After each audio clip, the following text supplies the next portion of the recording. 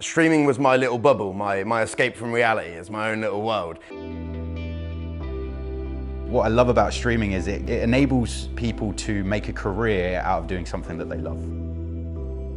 If someone's having a bad day, they tune into you to hopefully make it better. In 2016, people watched 292 billion minutes worth of footage. There were 2.2 million people streaming and gaming at the same time.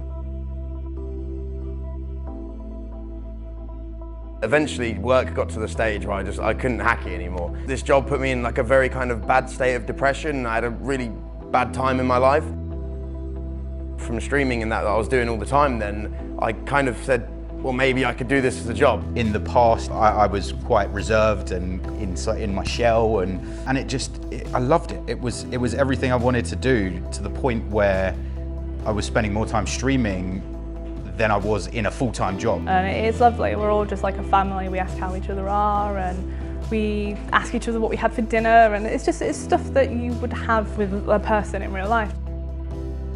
I can make the content there and then. I have live chat interaction, and it feels like I have my community. It feels like I've made a load of friends. And we want to break down those barriers and bring everyone and grow them collectively and collaborate and get as much content out there as possible. So I can actually talk with my viewers, my friends, do you know what I mean? Like, whilst I'm streaming, whilst real life things are happening.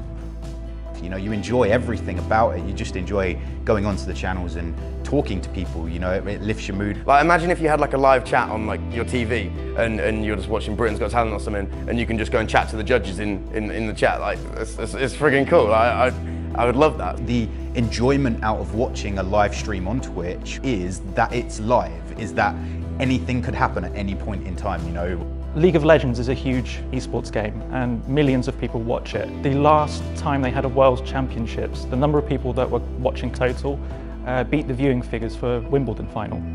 So, I mean, that gives you an idea of how big streaming is. I see these streamers on Twitch and that are like 50, 60, 70 years old, and there was one guy who plays the piano, there's another old guy who plays RuneScape, and it's brilliant. I would love to be that granddad who sits and streams on Twitch. I think the UK community is very, very good with collaboration, and I think it's very, very good with helping each other out and growing together and things like that. I've obviously built up my following and my viewers over the years, and they are massively supportive as well with donations, subscriptions, even just watching the stream for ad revenue and little bits like that. It all adds up. It's like a little bit of everything from everywhere, basically. I was lucky in the sense that I have a very dedicated community to my stream, so they've watched me from playing, literally just streaming from the PlayStation 4 with the horrible camera. I then progressed my setup to get an Xbox Connect camera so people could see me, and then a better mic, and my whole setup grew and grew and grew as my community grew. When it came to it and I was talking about upgrades and stuff, I got quite a few donations, so that meant that I could upgrade the quality of the stream, make it a bit more professional. And over time, it's got to a point now where I'm like, I like the way it looks. The main thing is you need a good PC, you need a decent internet connection, and then headset, and if you want, a webcam as well. But the PC is going to be the core of everything you do. It's got a 5960X processor, I've got the new Pascal Titan X. K95 Platinum, I've got the Glaive, and I also have the Void headset. God knows how much RAM, X99 motherboard. So I've got 3 monitors. One's 27 inches, which is my main one, and then I've got the 2 side ones, one for my social side when I'm streaming, and then the other side is for the either OBS or XSplit. SSDs, everything. It's all nice and fancy. I think the thing is, obviously you get to the stage where it's increasing your production quality, making sure that your stream is 1080p, HD, 60 FPS, looks nice, clean. You've got a microphone that sounds crisp and clear. You don't necessarily have to have the best graphics card out there, but for the CPU, you probably want to look at about getting a 6-core or 8-core CPU for streaming. So when you have your CPU with all of the cores at 100%, it's going to start bottlenecking and you'll lose that bit of performance. But if you have something like a Ryzen 7 1800X, you can dedicate 4 cores from that CPU to just streaming and 4 cores of the CPU to gaming and have no compromise anywhere.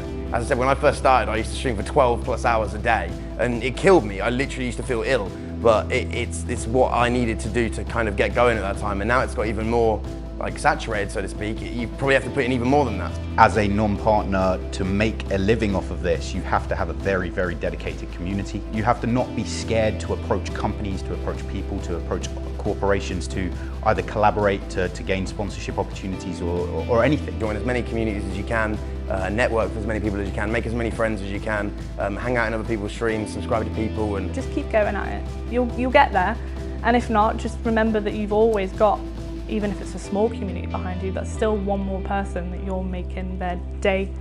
We are all trolls, but we're nice trolls. So it feels like a bit of a family. Yeah, definitely. It's definitely a family.